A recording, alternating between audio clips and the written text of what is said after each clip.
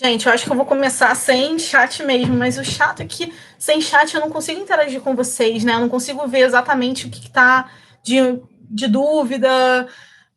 É um pouco pior. Deixa eu esperar mais 2 minutinhos, ver se eu acho bem importante, bem pertinente, para a gente, até para depois eu dar um feedback para vocês, poder complementar o material que eu elaborei, um PPT para vocês. Acho que vai ser bem interessante. De todo modo, minha apresentação, né? Tenho certeza que todos nós estamos um pouco impactados com tudo que aconteceu hoje. Eu acho que estamos assim um pouco extasiados, então eu tenho certeza que a ideia é que isso seja um bate-papo, seja uma conversa leve sobre o que, no final das contas, é telemedicina e por que começar com o tema de telemedicina simplesmente num curso de direito administrativo em tempos de crise.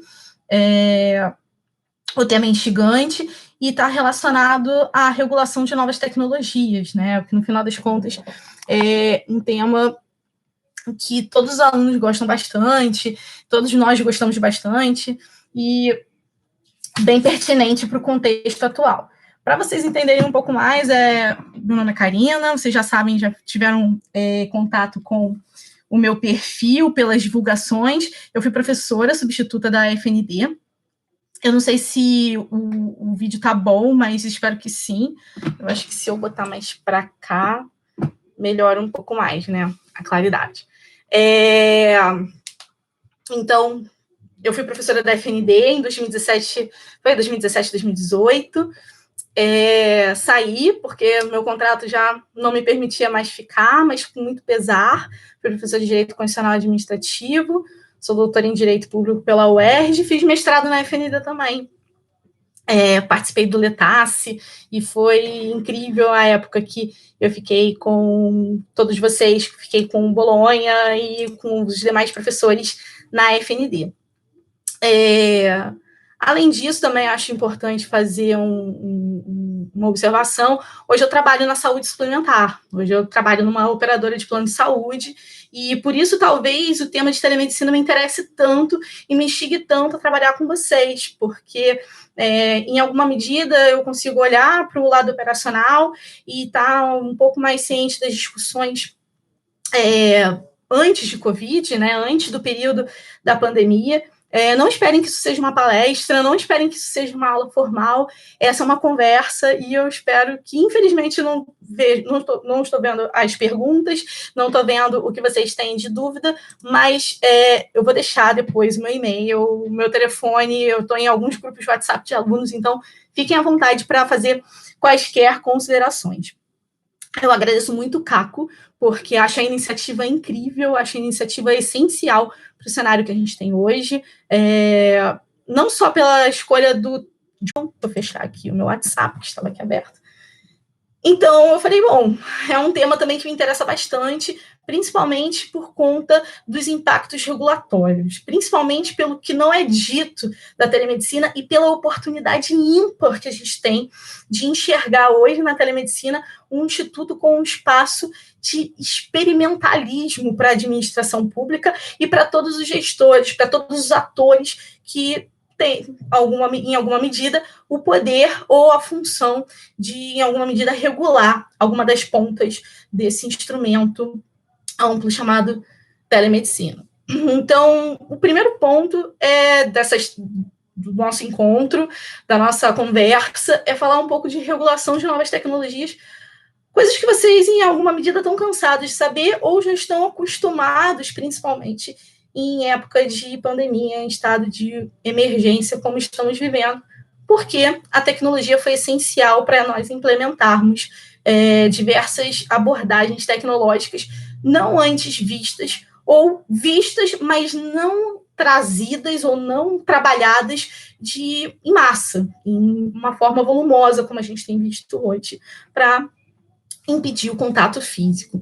Então, esse é o primeiro ponto, trabalhar com regulação de novas tecnologias. O segundo ponto, a segunda parte do nosso encontro, é falar um pouco sobre o que é a telemedicina, como ela surgiu no Brasil, qual era o contexto dela antes Covid e o contexto dela DC, depois Covid. Né? Eu acho que são dois cenários distintos, dois cenários que merecem suas considerações.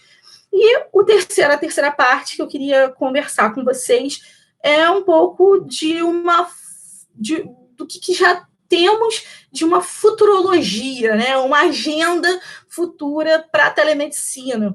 E essa agenda futura, lembrando, ela é uma agenda que, obviamente, passa por uma análise muito corriqueira, muito frívola do que a gente está vivendo agora, e obviamente isso não é um compromisso de causa e consequência, mas são pequenos pensamentos, pequenas considerações que podem de fato impactar no futuro. Vocês podem ver minha camisa, infelizmente minha camisa hoje é em homenagem ao Bolsonaro, não uma homenagem boa, obviamente, mas estamos aqui, estou de boa, graças ao meu histórico de atleta. Como meus alunos sabem, eu não faço exercício físico nenhum. Então, eu estou de boa graças ao isolamento social, na verdade. Não tem muito jeito.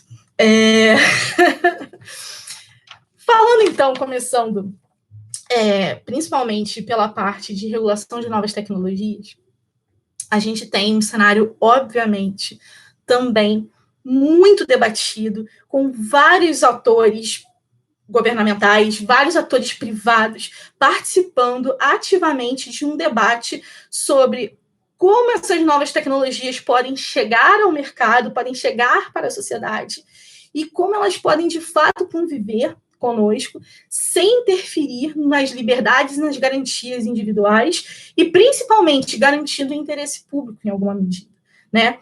O debate de novas tecnologias a gente vê não só com teletrabalho, mas a gente também vê bastante com a questão, por exemplo, de drones. Acredito que vocês tenham visto, quem é aqui do Rio de Janeiro, viu em alguma medida que foi em Campo Grande, se não me engano, um drone passou pela rua pedindo para que os transeuntes não ficassem andando, que fossem para casa. E, obviamente, ao invés de isso, de fato, proporcionar que os indivíduos ficassem mais alertas e fossem, de fato, para casa, isso cresceu em aglomeração. No final das contas, houve mais aglomeração do que, de fato, dispersão. Então, a gente começa a discutir que, intencionalmente, algumas abordagens tecnológicas se propõem a um determinado resultado finalístico, mas não chegam lá. Elas encontram alguma pedra no meio do caminho, elas se esbarram em alguns efeitos que não eram antes considerados, que não poderiam muitas vezes serem considerados porque não faziam parte de toda uma possibilidade de informação. Isso anda acompanhado, essa perspectiva anda muito acompanhada de uma outra dinâmica, que é a dinâmica da inovação. A inovação, ela é exatamente isso. Ela traz um novo contexto, ela traz um novo elemento para o contexto, e esse novo elemento, não só pelo seu impacto, mas pelo seu curto espaço de vida, ele ainda não conseguiu dar maturidade de informação para aquela sociedade. Ele não conseguiu ainda trazer efeitos e demonstrar quais são os seus impactos. É sensacional, ele bastante inteligente, teve um impacto muito grande na academia, e aconselho quem não tem ainda tido contato, acho que esse é o momento para pegarem e darem uma lida. Nesse cenário de intervenção desse cenário de regulação de novas tecnologias, faz com que o administrador, o gestor público, todos os atores públicos tenham alguma incerteza, de fato, em como regular. Isso também foi uma circunstância bastante considerada na telemedicina, e é o que a gente vai começar a trabalhar um pouco mais agora. A telemedicina, ela não é exatamente uma realidade nesse momento, né? Ela já vem sido considerada no Brasil há algum tempo.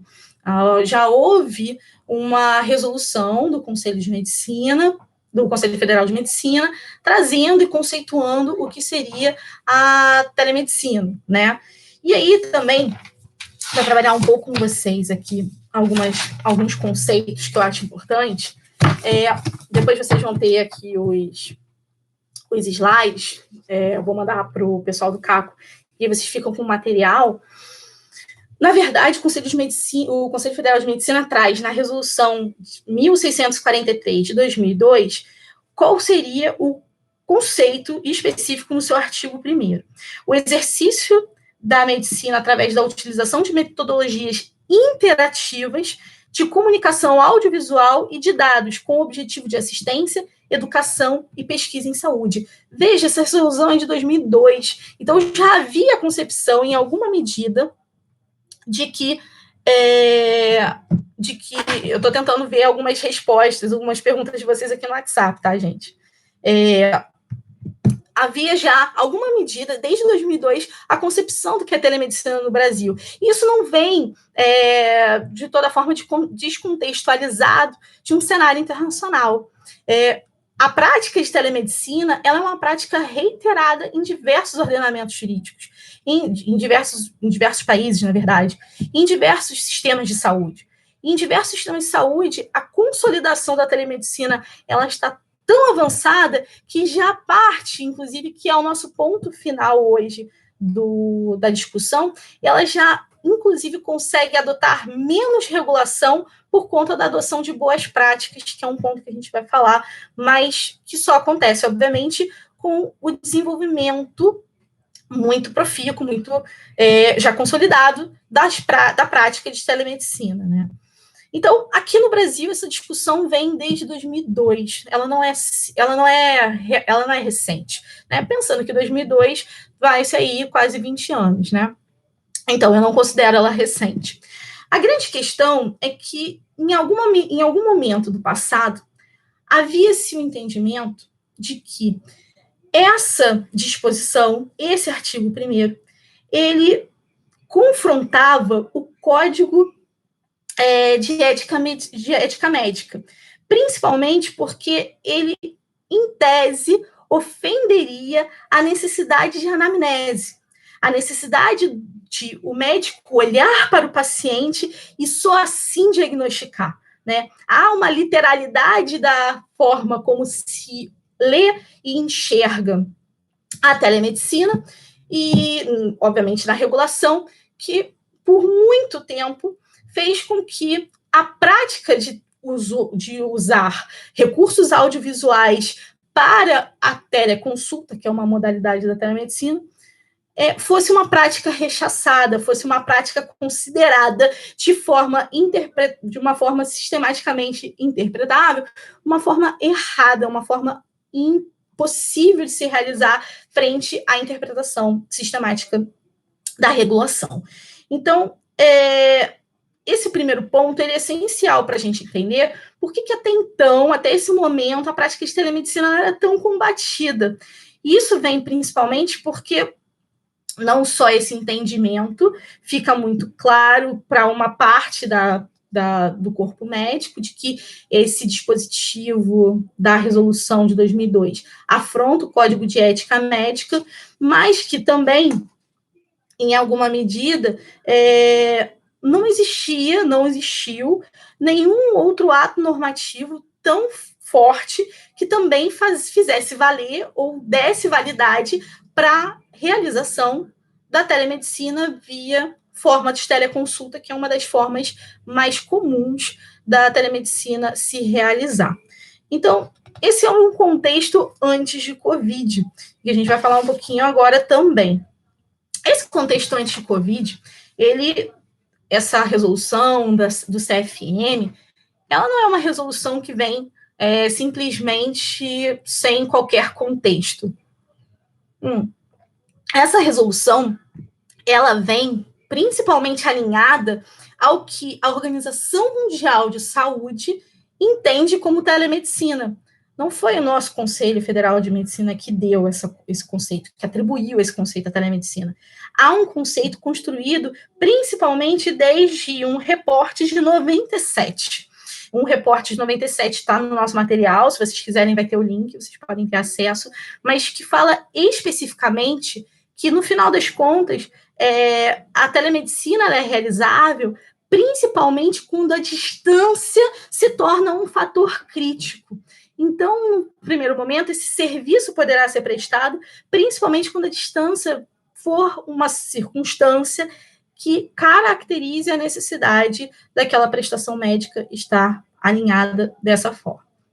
Não só o relatório, não só esse relatório da OMS dispôs dessa forma, mas também houve um outro documento que foi a 51ª Assembleia Geral da Associação Médica Mundial de 99, que também é conhecida como Declaração de Tel Aviv, que deu contornos de normas internacionais sobre realização de telemedicina. E até hoje, nós temos práticas muito pertinentes partindo desse consenso que foi estabelecido na Declaração de Tel Aviv. É nessa Declaração de Tel Aviv que se coloca uma classificação de 4 modalidades da telemedicina que a gente utiliza até hoje, e a gente utiliza principalmente aqui no Brasil, não só aqui no Brasil, mas aqui no Brasil a gente segue exatamente a forma como se classificou, que são, na verdade, 4 modalidades, elas acabam tendo nomenclaturas distintas, dependendo principalmente do ato do conselho, ou se é federal ou estadual, mas em si a relação paciente ou a relação médico-médico, ela não desnatura, é só a nomenclatura, é só a designação, que é a teleassistência. A teleassistência é uma interação entre médico e paciente que está geograficamente isolado, ou ele está, de fato, geograficamente isolado ou impossibilitado, de fato, de encontrar um médico, de estar diante de um médico. Tem a televigilância, que é uma transmissão eletrônica de informações ao médico, permitindo que ele acompanhe o estado de saúde do paciente. Quando tem paciente, esse é um tipo de atividade, geralmente quando o paciente tem doenças crônicas, né?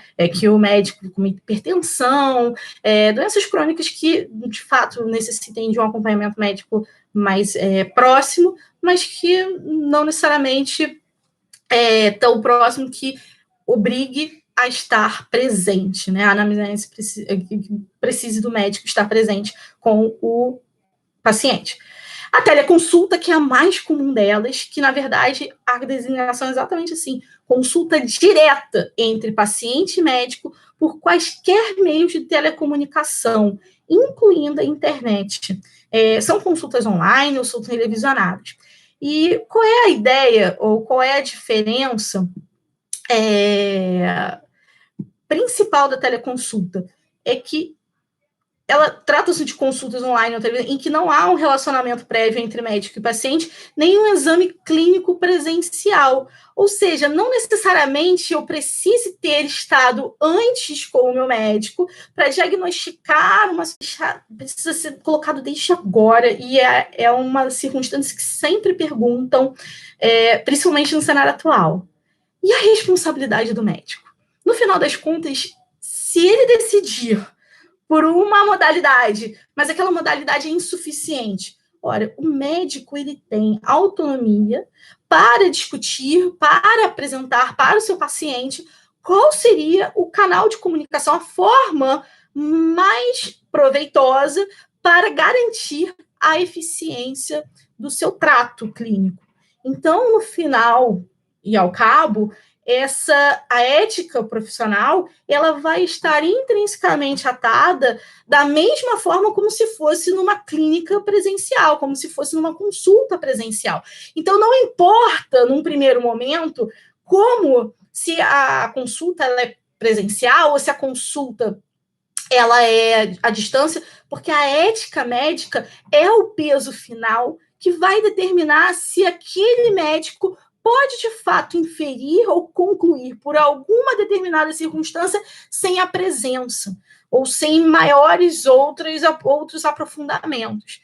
Então, essa é uma questão que, veja, por mais que a gente que pareça precisar de caracterizar a presença ou a distância, não importa a tecnologia. O que vai importar é a ética médica de compreender se aquilo é suficiente para ele fechar o diagnóstico, para ele concluir por alguma resposta, para ele concluir por alguma circunstância específica que acometa o seu paciente.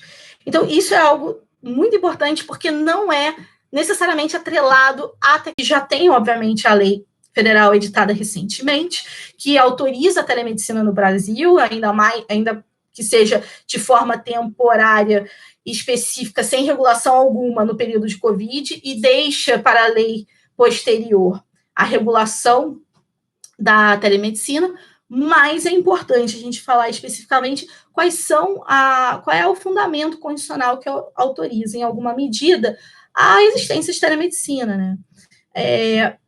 Parando para pensar, a gente não tem como falar exatamente só dos fundamentos constitucionais sem pensar quais são os atores envolvidos no instrumento telemedicina, né? Há muitos, como eu tenho que fazer uma observação, quem tem sido algumas pessoas têm sido interlocutoras muito caras do tema de telemedicina, e aí eu não posso eu não posso falar aqui de algumas ideias sem citá-las. Eu tenho a professora Paula Moura, que é professora da PUC-Rio, doutora em Direito Civil pela UERJ, que tem falado muito sobre telemedicina, recomendo muitos artigos dela, as lives que ela tem feito sobre telemedicina, e a Ana Calil, que também é do UERJ-REG, ela vai estar aqui daqui a, acho que em maio, com vocês, lá meio de maio também, falando de contratação pública, se não me engano, mas a Ana também tem falado muito de telemedicina, é uma pessoa com quem a gente troca bastante. E a gente estava falando exatamente, ela estava falando isso na live dela ontem, e eu vou complementar um pouco também, porque a saúde, a ciência médica hoje é regulada pelo Conselho Federal de Medicina e pelos conselhos regionais, também CREMERG, CREMESP e todos os demais. Então, quando a gente pensa, há sim fundamento nos artigos da Constituição, principalmente no direito à saúde, e não só no direito à saúde, mas como todos aqueles artigos da Seguridade Social. Eles todos remetem, sim, a uma necessidade de uma atenção ao direito à saúde, e o direito à saúde como necessário de ser regulado, como ser tutelado pela ciência médica, porque é o objeto de trato dela, é o objeto essencial da ciência médica. E a ciência médica nada mais está lá, a ciência médica está tutelada também em uma lei, que é a 12.842 de 2013, que dispõe sobre o exercício da medicina. E essa lei é bem interessante, porque é aí, principalmente no artigo 2º, que vocês vão entender o quanto a saúde é o fundamento para toda a atividade da ciência médica e essa correlação legal, e mais, porque a ciência médica vai tutelar todas as prestações necessárias para a efetividade do bem-estar do paciente. Então, veja, se a ciência médica se preocupa efetivamente com a segurança, o bem-estar máximo do paciente, isso também implica pensar de imediato que todos os instrumentos necessários à consecução disso estão em jogo, são possíveis em alguma medida, e que, para que sejam afastados, deveria existir, ou seria melhor existir, uma regulação específica para afastá-lo. Também a gente pode dizer que, e aí lembrando, que os conselhos de classe, lá na lei 3.268 de 57, redefiniu e garantiu a roupagem institucional do Conselho Federal de Medicina.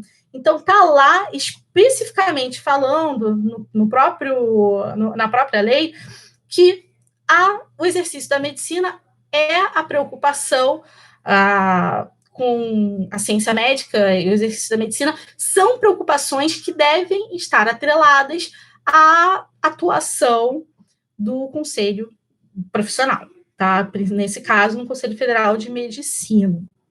E aí, só voltando 2 pontos antes, é bom lembrar que nesse cenário, telemedicina, a gente fala de qualquer atividade de profissionais de saúde, não necessariamente do médico, né?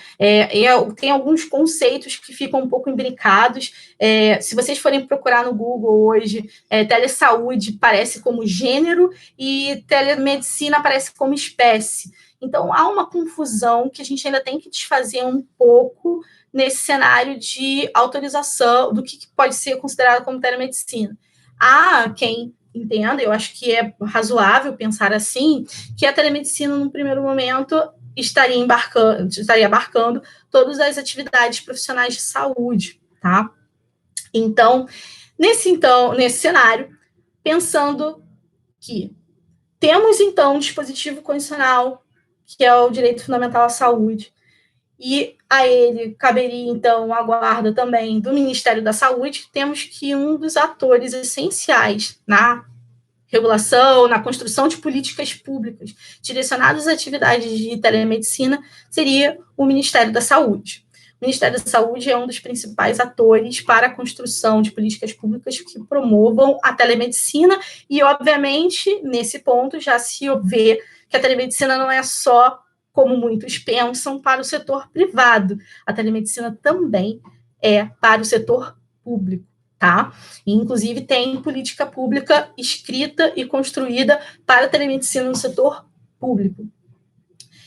Além disso, a gente já viu aqui que, se no final das contas, o exercício da medicina, e mais do que isso, a ciência médica, são atribuições dos conselhos profissionais e do Conselho de Medicina, nesse caso, Federal de Medicina, quer dizer que também o CFM ele é um ator importantíssimo na construção de políticas públicas direcionadas, de política pública direcionada à telemedicina, né, ao exercício da telemedicina. E isso coloca também uma discussão no nível hierárquico entre o Conselho Federal de Medicina e os conselhos estaduais de medicina. Vocês vão ver que também nessa própria lei de criação há a construção das atribuições aos conselhos regionais. E isso vai ser importante lá na frente, quando a gente conversar especificamente sobre um ato normativo do CREMERG, que eu vou conversar um pouco com vocês lá um pouquinho mais para frente. Então, já temos aí dois atores: Ministério da Saúde, Conselho Federal de Medicina, Conselho de Medicina, tanto federal como regional. Mas não para por aí. A gente ainda tem mais dois outros atores muito importantes no cenário e que têm hoje têm construído debates essenciais para regulamentação da medicina e da telemedicina, e trazendo mais clareza, ou tentando trazer mais clareza para a instituição da telemedicina no país, que na verdade, a Anvisa e a ANS, né?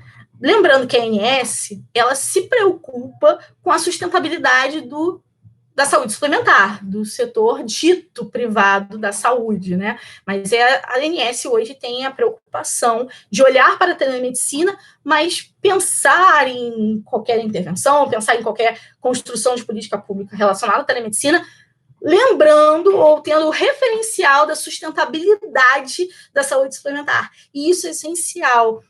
Muito da regulação, muito da atividade regulatória direcionada à saúde suplementar esquece que a grande preocupação é com a sustentabilidade. Pode parecer uma discussão tola ou talvez até rasa, porque a gente tem hoje talvez uma polarização muito grande entre mercado consumidor entre consumidores e mercado, e parece uma briga entre anjos e demônios, mas na verdade não é assim. Então a sustentabilidade do setor de saúde suplementar tem sido uma discussão muito interessante, muito debatida, principalmente no Superior Tribunal de Justiça, com alguns ministros tendo protagonismo nessa discussão, mas principalmente hoje tentando a própria ANS buscando esclarecer sobre mutualismo, sobre a sustentabilidade, a forma como a saúde suplementar deveria se sustentar, como ela consegue ter sua sustentabilidade. Então, a ANS vai pensar, então, na telemedicina dessa forma, como prestá-la mais sustentavelmente para o mercado e para os consumidores como um todo, sem que haja abusos, obviamente, de poder econômico do mercado, mas que também os consumidores consigam encontrar esse serviço da melhor forma possível. E a Anvisa? A Anvisa, muito bem a Ana colocou na live dela, a Anvisa vai se preocupar principalmente por conta das suas atribuições com a emissão de receita, com a emissão da prescrição médica, que é um grande problema e foi um dos vetos que nós tivemos na lei federal que regulou, né, instituiu, assim dizendo, autorizou a telemedicina no país. Então, a Anvisa se preocupa e é um ator interessante e muito importante na atividade da telemedicina. Veja só, que curioso. 4 atores com atividades distintas, com atribuições distintas, regulando um único instrumento, ou intervindo na construção de uma política pública para um único instrumento. Então, a gente vê, é uma observação que a Ana fez, muito interessante, o quanto a telemedicina acaba sendo um instrumento muito plural, recebendo muitos insights e, obviamente, não de forma desnecessária, muitos insights necessários de todos os agentes que estão sendo envolvidos nessa regulação, né, nessa construção de política pública. Então, é bastante interessante ver esse cenário e, hoje, principalmente, como a discussão tem vindo. Eu vou pular um pouco, porque a gente já está aí quase 7 horas, e eu acho que tem coisas mais interessantes para falar que eu falei, mas eu acho que, estou vendo aqui se tem alguma pergunta. Gente, tem muita gente que está me vendo que sabe que eu estou em... Caiu aqui, gente. Acho que o problema é minha conexão está ruim. Senão eu tento ver se eu posso mudar.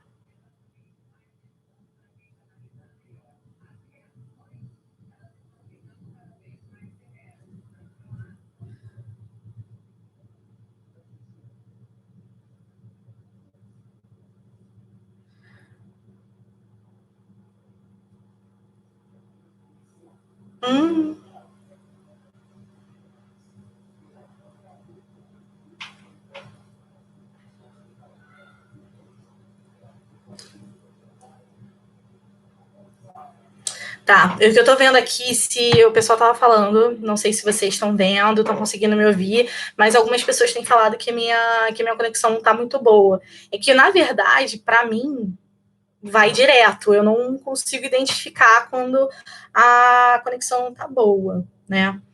Vou falar de exemplos de telemedicina no setor público, Felipe. Como conciliar? Pois é. Essa é uma questão que também passa pela ética médica. Há algumas circunstâncias que o próprio médico pode olhar, pode conhecer, pode identificar que não precisa necessariamente da anamnese. E em circunstâncias, Felipe e demais, que não necessariamente façam com que a anamnese retire a capacidade daquele paciente ter a efetiva prestação do serviço médico. Pelo contrário, nessas circunstâncias, por exemplo, de Covid, né, circunstâncias em que nós estamos necessariamente reclusos, e assim que bom seja para que a gente não se contamine indo a dependências de hospitais, dependências hospitalares que possam, de fato, estar infectadas, o trade-off, ele vale a pena. Né? Na verdade, é sempre uma escolha do que pode ser feito e dos riscos, né? Riscos e benefícios. Será que vale a pena ir e fazer a anamnese, fazer pessoalmente o diagnóstico, né? Olhar e ter o contato físico diante de um cenário em que o contato físico pode trazer um prejuízo maior? Essa avaliação, ela sempre vai ocorrer. Então, esse talvez seja o grande ponto subjetivo da ética médica, que não tem critérios, não tem especificamente critérios claros e específicos para todas as especialidades, de uma forma geral. Contudo, esse é um ponto que a gente vai falar lá na frente, algumas especialidades conseguem pensar em pontos de partida, né? Porque algumas especialidades já podem pensar em lugares comuns, em denominadores, específicos, né? Denominadores que aproveitem determinados casos. Mas isso não pode ser feito de uma forma geral e restrita para todas de uma forma geral, que restrinja todas as especialidades da medicina, por exemplo. Então, a grande questão é que, se vier uma regulação que explicite como deve ser feita a anamnese, ou em que circunstâncias a anamnese precisa ser feita ou não, isso pode, obviamente, não se adequar para determinadas especialidades. E é por isso que lá na frente a gente vai defender um pouco aqui, o discurso é de um pouco de defesa do Manual de Boas Práticas, tá? Eu já adiantei. Pode falar mais sobre como a telemedicina pode afetar a sustentabilidade de plano de saúde? Sim. Na verdade, a pergunta do Felipe é como a telemedicina pode afetar a sustentabilidade de planos de saúde. O que o plano de saúde é hoje, né? O que são os planos de saúde? Os planos de saúde são seguros. E vocês, em alguma medida, conhecem o que são seguros. Seguros são, em uma circunstância mais geral, de uma forma bem simples, seguros são aqueles valores que você arca mês a mês para assegurar um dano, um sinistro futuro, né? Gente, vai me falando que eu tô aqui agora de cara no celular. Se tiver travando, vai me falando, tá? Consigo acessar, Isabela. Eu vou lá acessar, tá? Deixa eu abrir aqui. Então, Felipe, só enquanto eu abro aqui, eu vou te falando, eu vou abrindo aqui. Karina Lista já está no post da aula do evento. Estou abrindo aqui. Tá? Então, Felipe, pensando, então, voltando, a sustentabilidade do plano de saúde é que, em toda medida, você vai olhar para um determinado grupo de pessoas e você vai pensar o seguinte: olha, esse grupo de pessoas tem um risco de ter um sinistro X. Então, a gente vai pagar mês a mês uma quantia para que, caso aquele sinistro ocorra lá na frente, ninguém tenha que despender um valor exorbitante, impossível de ser despendido num primeiro momento, mas que, pagando mês a mês, organizando financeiramente, todos nós estaremos seguros de um sinistro futuro, sem que tenhamos que despender valores astronômicos. A ideia do seguro, então, é um grande fundo que vai assegurar o sinistro para cada uma daquelas pessoas que tiver aquele risco. E por que isso é importante de você saber? Se relembrar a lista... gente, se puder relembrar que a lista de presença está na página do Capo. A lista de presença está na página do Capo. Daqui a pouco eu relembro de novo, tá? Tá bom, Lucas? Então, veja só. Eu, então, precifico cada um desses indivíduos que participam do plano de saúde logo lá no início, de acordo com os riscos futuros, não é isso? A telemedicina, hoje, ela é um custo a mais, em tese. Não é um custo a mais? Em tese, ela poderia ser. Por quê? Porque isso não estava precificado antes, ou estava. Deu para entender? Essa discussão ainda não está fechada. Na verdade, essa discussão teve um ponto final com a ANS.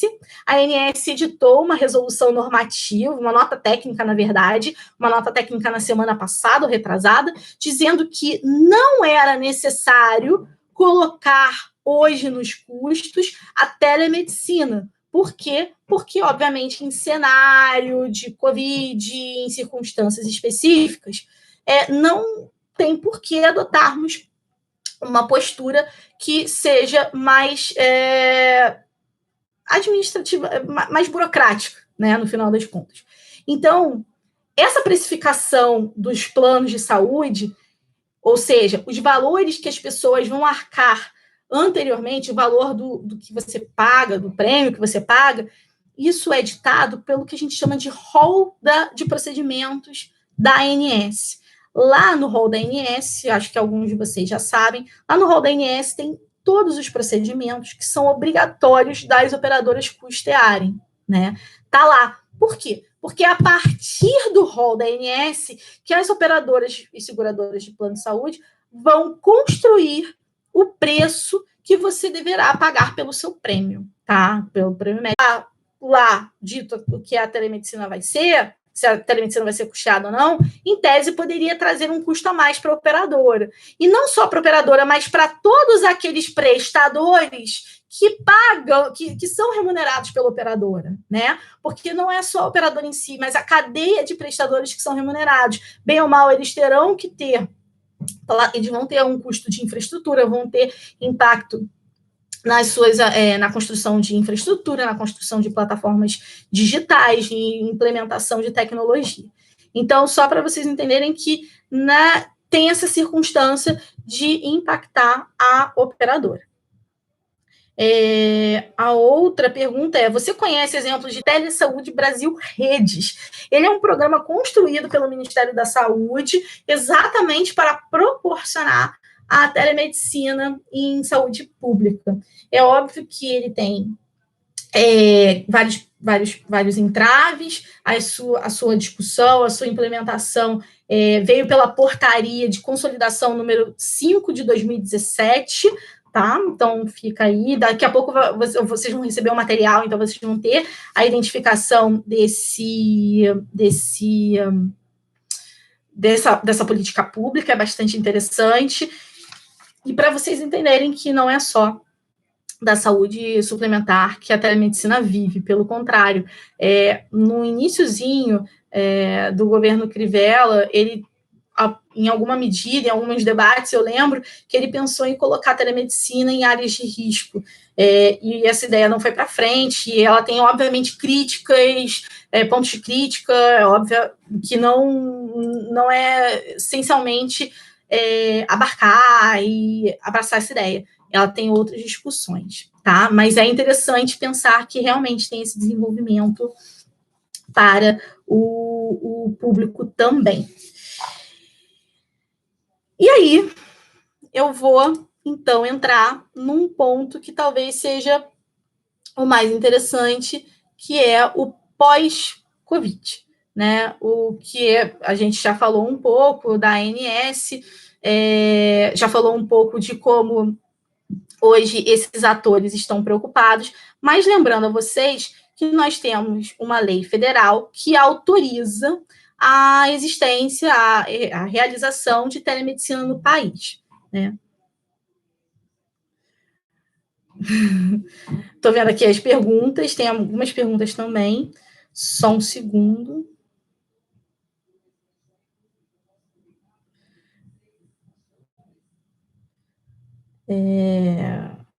Gente, a lista, só para lembrar vocês, a lista está na página do Caco, tá?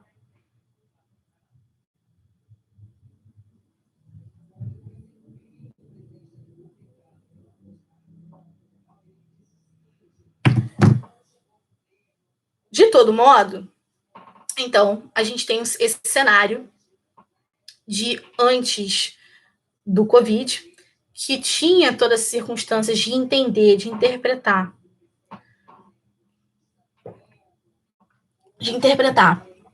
a norma de acordo com o conselho, de acordo com a ética médica, mas agora, com a autorização clara e expressa legal de telemedicina no país, a gente tem diversos outros impasses que são muito, muito interessantes e muito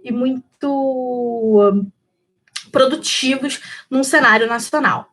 A gente tem alguns, obviamente, desafios regulatórios para falar, e essa seria a terceira parte do trabalho, da nossa apresentação de hoje.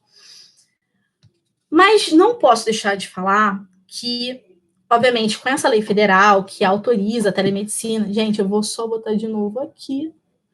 Pronto. E travando muito e sem lista. Tá travando demais, né? Deixa eu ir lá para a sala e aí eu vou ver se vai melhorar. Peraí.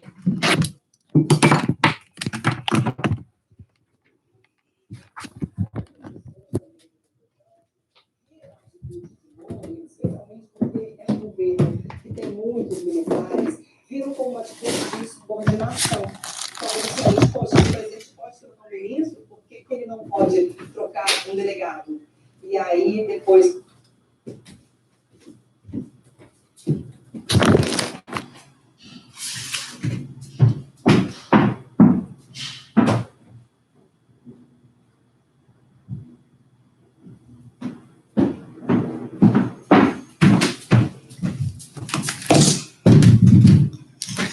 Pronto, vamos ver se agora melhora para todos vocês. Pronto. Aí a gente tem um outro lugar aqui para conversar.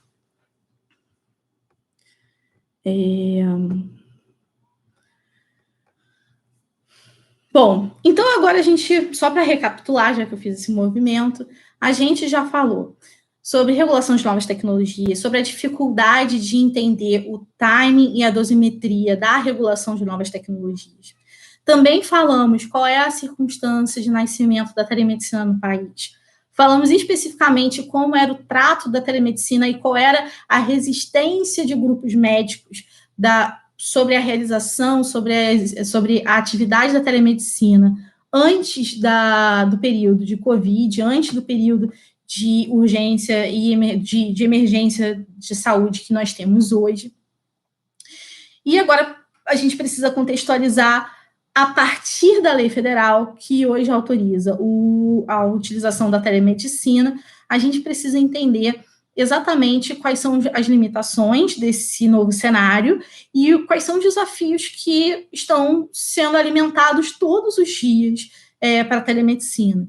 O primeiro deles a gente tem a noção quando a gente olha para os vetos presidenciais, né? Para quais foram os vetos que o presidente Jair Bolsonaro fez, né, nesse projeto de lei.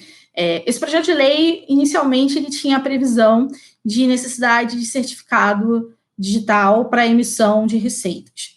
E, além disso, ele também previa que, após o período de urgência e emergência, né, de emergência de saúde, ele seria atribuição do Conselho Federal de Medicina regular o uso da telemedicina no país, tá? Gente, fala lá na lista lá do Facebook se agora está travando menos, tá? Por favor.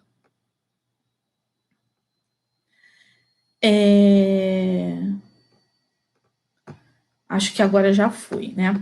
Pelo menos eu não estou vendo mais nenhuma mensagem. E aí, qual é a grande questão? Nesse contexto, o presidente Jair Bolsonaro retirou da CFM, do CFM, do Conselho Federal de Medicina, a atribuição para regular.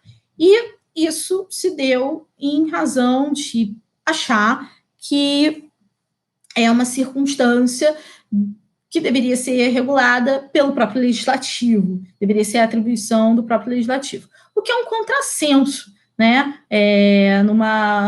Num cenário em que a gente tenta descentralizar ainda mais, atribuir ao legislativo mais essa atividade, uma atividade muito específica e técnica, que é ligada à clínica médica, ao exercício da medicina, ao exercício dos profissionais de saúde, não tem muita lógica isso permanecer com o legislativo, mas ok, isso também tem essa possibilidade, essa abertura, também tem um cenário que a gente vai conversar daqui a pouco, então é um cenário que de todo não é ruim. E a outra consequência é afastar a certificação digital para emissão de receita, né, prescrição médica. Isso também foi afastado porque, em razão da necessidade, da urgência de se implementar a telemedicina, muitos médicos, muitos profissionais de saúde não conseguiram, médicos especificamente, não conseguiram realizar o seu cadastro na certificação digital. Isso é basicamente muito ruim e, obviamente, cria uma concentração de mercado, uma reserva de mercado.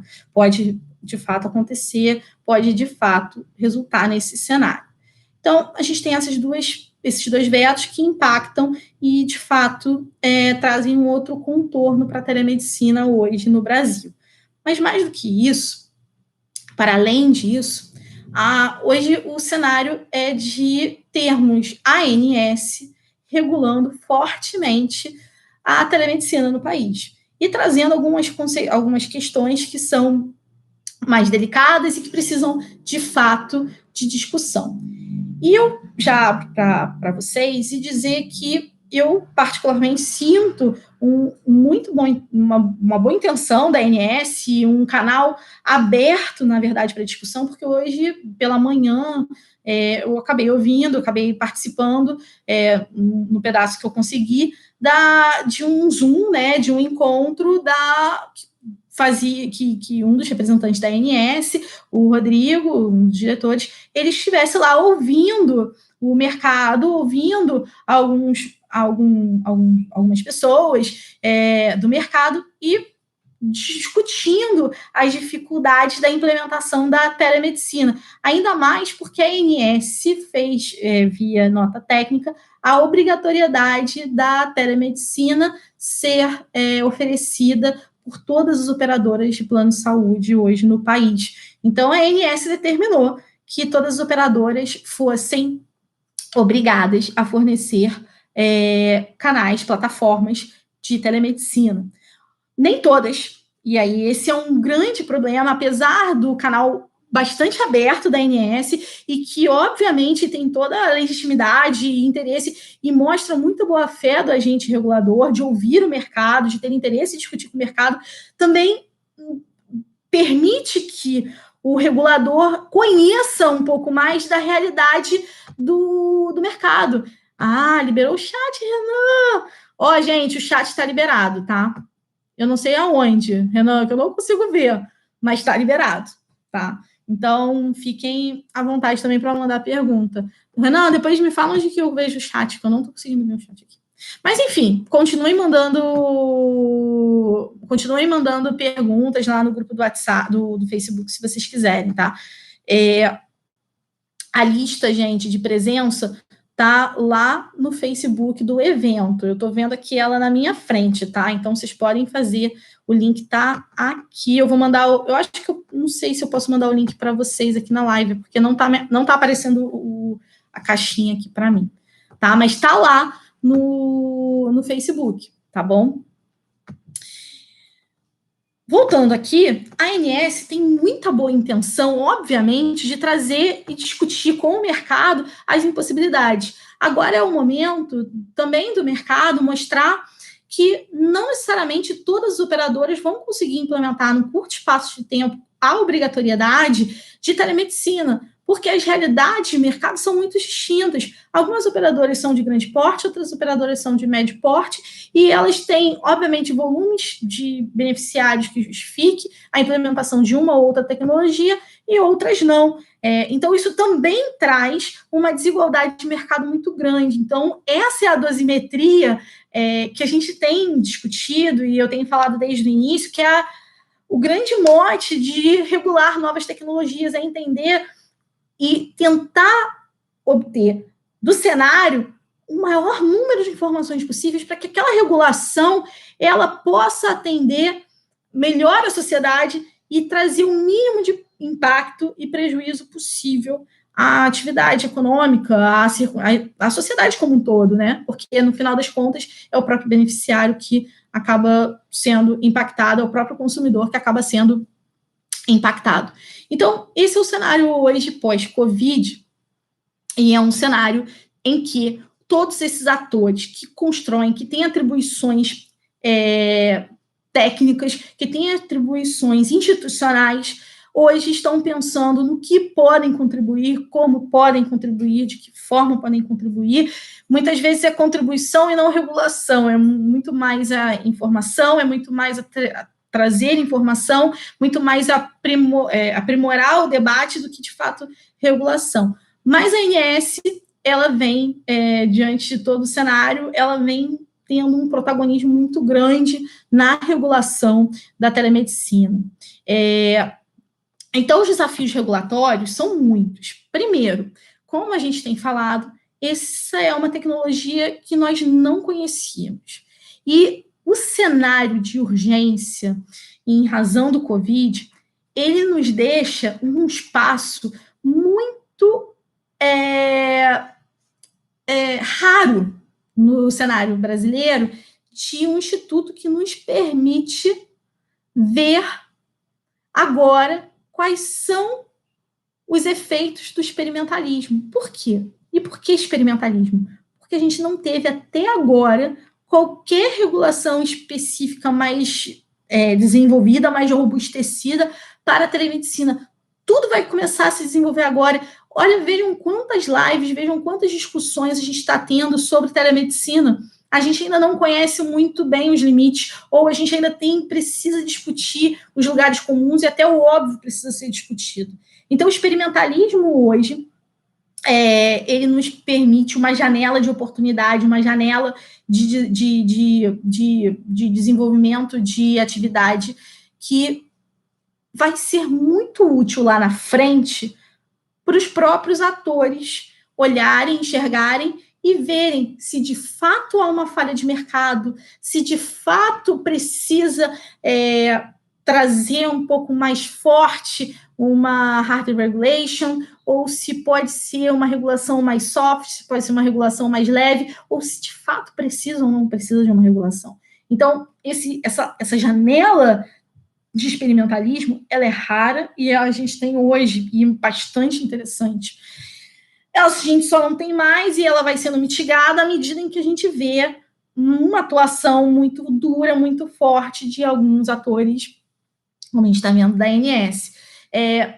Mas ainda assim, outro desafio, além do experimentalismo, é fortalecer a comunicação entre mercado e reguladores. Esse hoje foi um momento que eu digo para vocês, o debate foi muito propício, sei que tem grupos de trabalho, GTs, espalhados entre órgãos de representação, em operadoras, e sei que há comunicação também com a ANS em órgãos técnicos, mas é preciso cada vez mais azeitar o canal de comunicação entre mercado e reguladores, né? Esse é um ponto que não dá para fugir, ele não é possível de ser afastado. É só a partir dele que o regulador, que os atores, né, da regulação vão ter a noção, vão ter a ciência das dificuldades, são os inputs e outputs, né? São todas as informações circunstanciais da realização da telemedicina no mercado. Então, antes, talvez, até de pensar em uma regulação mais dura,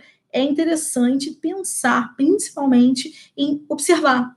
O regulador tem um espaço hoje, uma janela de observação muito boa, muito interessante e com algum prazo de validade. Lembrando que a circunstância de emergência de saúde, ela é atribuição, quem diz, né, que vai terminar, quando vai terminar a circunstância de emergência, é o Ministério da Saúde associado à Anvisa, né, uma decisão que, em tese, está ali tomada, né, tecnicamente em conjunto. Então, a gente tem um cenário hoje muito interessante para os reguladores. E aí, o último ponto que eu queria falar com vocês, então a gente viu como a telemedicina vem para o Brasil, quais são as circunstâncias em que ela está estabelecida, os atores que trabalham, que elaboram comandos para a política pública de estabelecimento e de promoção da telemedicina. Nós vimos que antes do Covid havia um mau entendimento, uma forma mais dura de se entender a impossibilidade de exercício da telemedicina com a ética médica, que, em alguma medida, exigia a anamnese, exigia o contato físico. Em verdade, isso não é necessariamente verdade, como a gente conversou, mas também vimos que, após a lei federal, a gente tem uma janela de oportunidade muito interessante. E, por fim, então, quais são os exercícios de futurologia? Isso quer dizer o quê, Karina? Quer dizer assim, quais são as possibilidades que podem vir, quais são os debates que podem vir desse cenário de exercício da telemedicina com um pouco mais de liberdade regulatória, se é que eu posso dizer isso, em razão da atuação que a ANS vem trazendo. Mas, ainda assim, um pouco mais de liberdade regulatória, porque há ainda um pouco menos de atividade de outros agentes que poderiam estar exercendo, caso quisessem, uma mão regulatória um pouco mais pesada.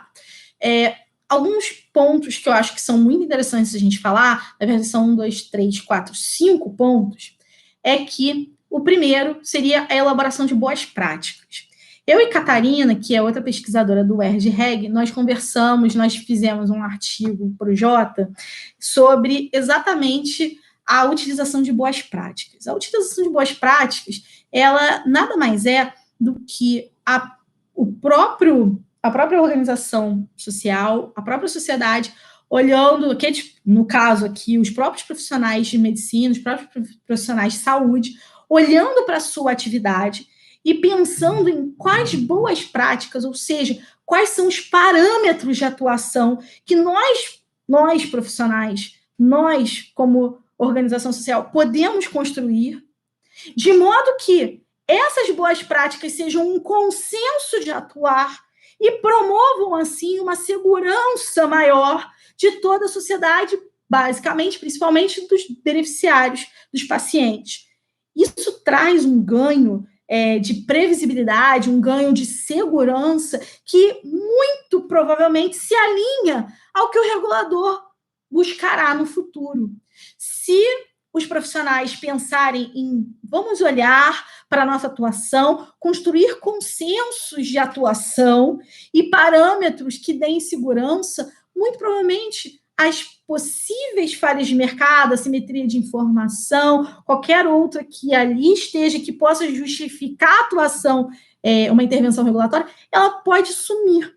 E isso faz com que a sociedade organizada, os profissionais de saúde, eles tenham mais maleabilidade de trabalharem as suas práticas.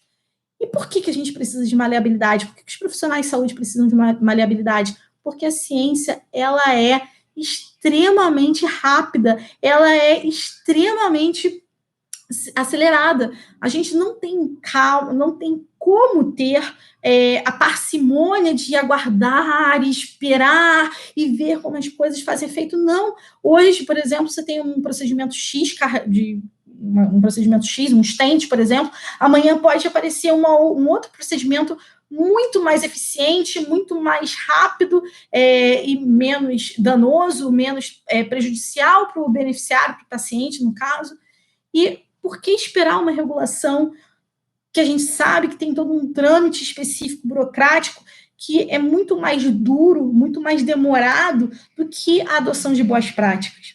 E aí a gente vê que a Sociedade de Cardiologia, a Sociedade Brasileira de Cardiologia, construiu um manual de boas práticas já aqui no Brasil. E isso é bastante interessante, porque é exatamente esse discurso que vocês podem ver, podem constatar no manual. A construção de consensos, de denominadores comuns, de como deveria atuar. E aí, Felipe, lembrando da sua pergunta, algumas anamneses são possíveis e outras não. E isso pode partir de consensos. Isso pode partir de boas práticas e dar, assim, um pouco mais de segurança.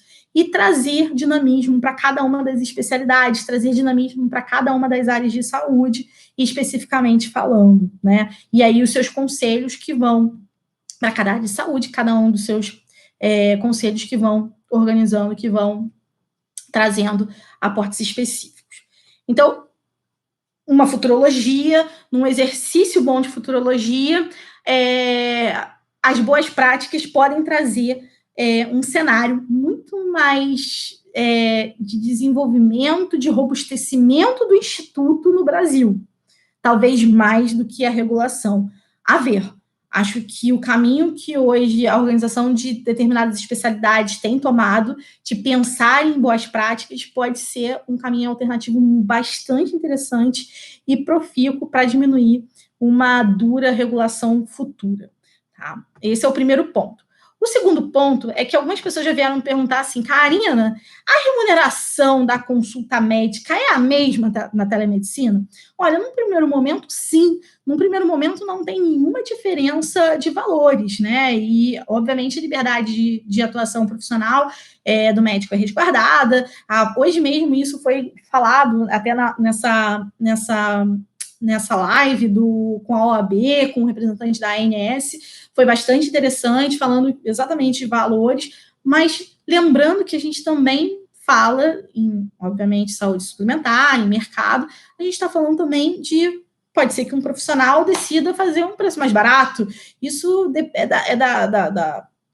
é da ordem dele, é da discussão dele, ele pode, inclusive, achar que os custos fixos daquela consulta não deveriam ser aplicáveis porque numa consulta física, numa consulta pessoal, ele tem custos fixos, operacionais, então ele pode diminuir. A gente ainda não viu esse efeito da telemedicina no mercado, de diminuir valores, né? A gente ainda não viu, a gente não sabe como isso vai funcionar. Então, a ver também. Esse é um cenário que vai ser bastante interessante identificar e olhar para ver se há uma diminuição de valores, se há realmente uma retirada de rubricas que sejam eventualmente custo fixo, tá? Esse é um outro aspecto. Um outro aspecto também que eu acho bastante interessante e eu também escrevi isso num artigo muito rápido ano passado, que foi do consultor jurídico, que é sobre a automedicação. O custo de oportunidade... Hoje, você está com uma dor de cabeça, raramente alguém vai, um médico, porque está com dor de cabeça, a não ser que seja algo que realmente extrapole da sua rotina, extrapole o rotineiro, o normal. Mas o mais corriqueiro é que qualquer clínica que seja mais corriqueira, qualquer sinal de algo que seja bastante corriqueiro, há a automedicação, né? Eu acho que tá todo mundo aí, tem um remédio para desentupir nariz, todo mundo tem um remédio para sua dor de cabeça na sua bolsa, sabe que aquilo funciona. Mas há um limite. E um dos grandes problemas hoje na saúde pública no Brasil, e quando eu falo pública, é a saúde, o sistema de saúde, vamos colocar assim, o sistema de saúde como um todo, é a automedicação e os efeitos da automedicação. As pessoas não sabem se automedicar e isso onera muito mais a saúde do que se elas fossem a um médico, por exemplo. Então, esse ponto é muito interessante, acho que vale a pena sempre pensar que a telemedicina, ela iguala a automedicação em custo de oportunidade. Qual é o custo que você vai ter de ir na farmácia comprar um remédio ou de ligar para o médico ou abrir o seu computador e fazer a sua consulta ou a sua orientação médica? Então, é muito baixo o custo de você ter a telemedicina. Ele pode impactar, de fato, na diminuição da automedicação.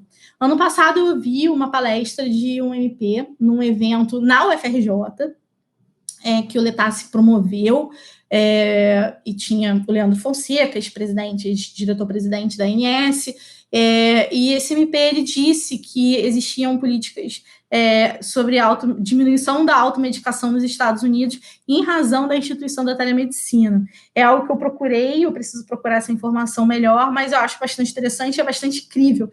Então, a ver também.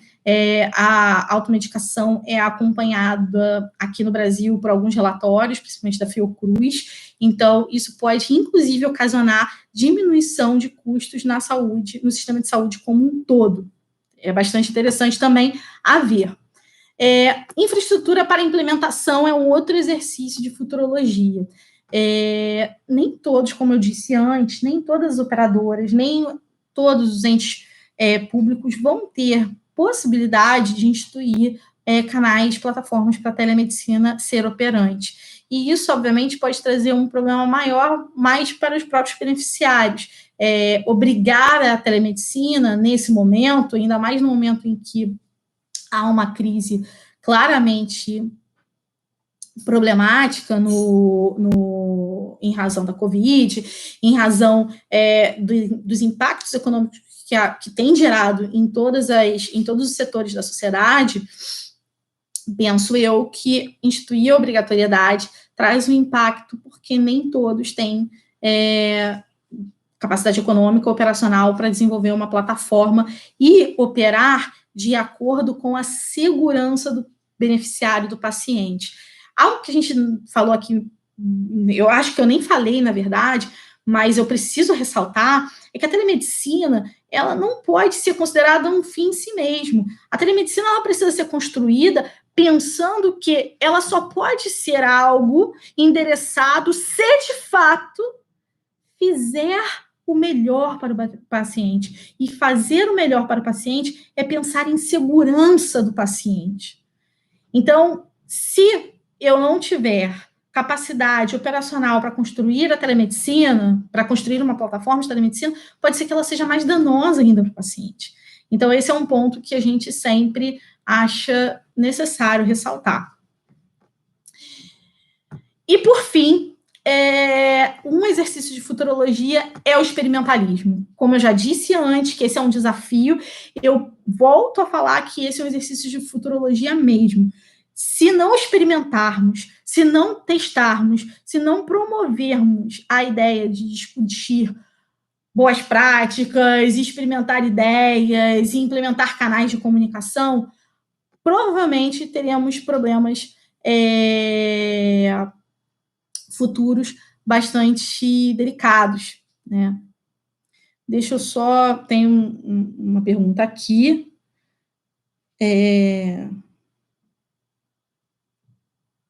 Um segundo.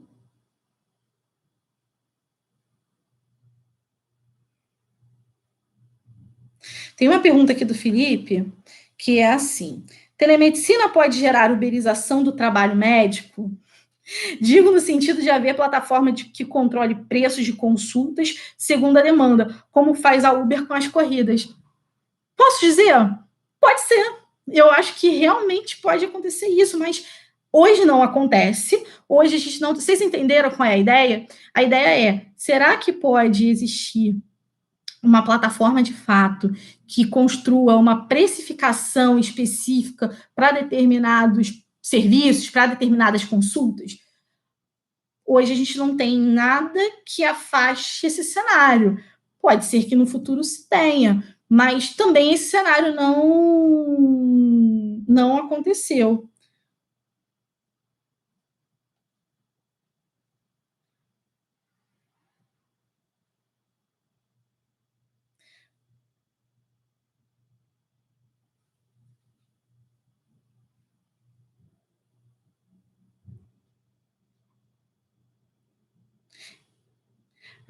Desculpa, gente, pronto. Trabalho. Épocas de Covid atingem todos. Então, a grande questão aqui é pensar em como o cenário pode... O cenário que a gente está hoje é o céu e o inferno ao mesmo tempo. Temos a possibilidade de criarmos 1000 interferências, de termos proatividade e controlarmos denominadores comuns para trazer informações e subsídios para o regulador no futuro. E para o regulador pensar na dosimetria da intervenção, se de fato vai intervir ou se não vai intervir, aí é uma questão que a gente vai deixar para o futuro, né? A ideia hoje de falar sobre telemedicina foi, primeiro, o pessoal do CACO falou que gostaria dessa temática, então eu vim de coração aberto e é uma grande satisfação estar com vocês. Eu falei rapidamente, são insights muito rápidos, é um bate-papo. Eu queria que fosse de fato um bate-papo, mas não deu para ser um bate-papo. Quem foi meu aluno sabe que eu estou até muito comportada, não estou falando besteira, não falei palavrão, eu sou muito comportada hoje. Então, mas era para trazer insights para vocês pensarem. Eu tentei falar da forma mais simples possível, mais desembaraçada, sem termos técnicos, porque eu não conheço essas 148 pessoas que estão aqui ao vivo me vendo, então eu não sei qual é o nível de profundidade que a gente tem. A questão é informar. Pensem na telemedicina com os olhos... Não sei se vocês gostam de signos, mas eu sou uma aquariana. E o aquariano gosta de ver as novidades. O aquariano olha para esse mundo louco e fala assim, meu Deus, tá muito louco, mas quantas oportunidades interessantes a gente tem para enxergar e ver e observar. Somos grandes observadores, atuamos também, mas somos grandes observadores desse novo mundo. E é um novo mundo, de fato. Então, olhem com curiosidade, pensem e achem saídas, né? Acho que a telemedicina precisa de muitas saídas e precisa de debate qualificado nesse cenário em que pouco se conhece e precisamos entendê-la melhor no nosso contexto brasileiro, né? No cenário que a gente tem hoje, principalmente construindo pontes de comunicação entre todos esses atores que constroem a política pública. Mercado, Ministério da Saúde, ANS, Anvisa e conselhos profissionais. Esses 5 estão interagindo, precisam interagir cada vez mais, e vai ser bastante interessante a gente ver daqui a alguns meses o resultado disso tudo. pensando, obviamente, no resultado técnico, afastado de alguma demanda mais política, o resultado técnico pode ser bastante interessante. Eu vou ficando por aqui, vou mandar o material para vocês, pelo pessoal do Caco.